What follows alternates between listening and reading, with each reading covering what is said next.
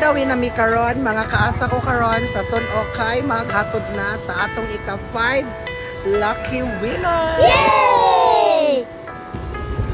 So in fairness no mga kaasa ko karon is happy jud ka og manghatag ka kay mutuo jud ko nga kung manggihatagon more blessings. So kamo din ang mga dawan kinahanglan jud mag-share lang jud ta kay para makatabang ka sa atong isig kataw. Kaning atong napilian mga kaasa ko karon is deserve jud ni matagaan kay wala nay trabaho unya mga anak pod walay trabaho unya kaila pud ko ani, so siya joy akong tagaan aning atong pabugas. This way mga kaasa ko karon ang atong hatdan sa atong bugas nga mao ika-5 lucky winners. So in fairness no bisag lisod baya diri laban lang kay mao man po atong kalipay.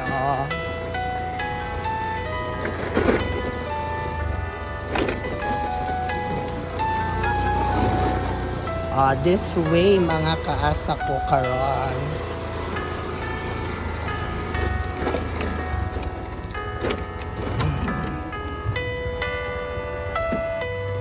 Mga kaasa ko karon, so di ana jud ko karon sa Son of Onya na ana si Charis Koino. Ako Sona. Mo ni atong hatdan ngadto. So mo ato-atoon.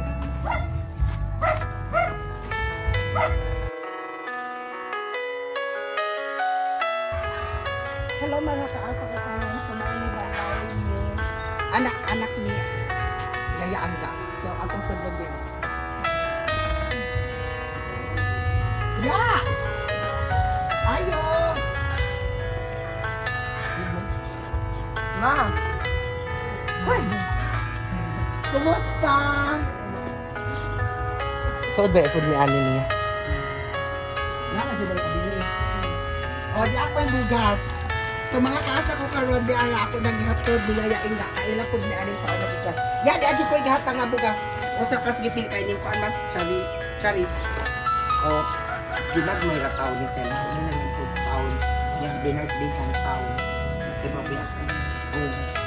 Hindi, ano sana diri na juga puyo. Wala na juga ikista po.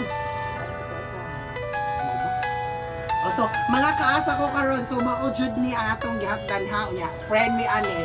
Angay po ni siya tagaan kay dato naman.